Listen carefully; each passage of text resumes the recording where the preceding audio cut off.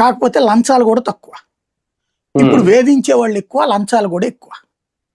ఇప్పుడు తినటానికి ప్రాబ్లం లేదు కాబట్టి తిట్టించుకున్నా పర్లేదులే అనుకుంటున్నారు.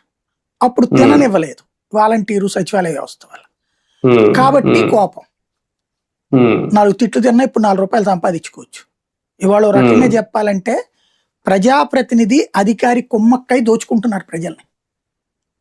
మీరు ఏ కార్యాలయానికైనా పోనండి, సదరు ప్రజాప్రతినిధితో చెప్పించుకోవాలి ఖచ్చితంగా. అట్లయితేనే మీకు పని జరుగుతుంది.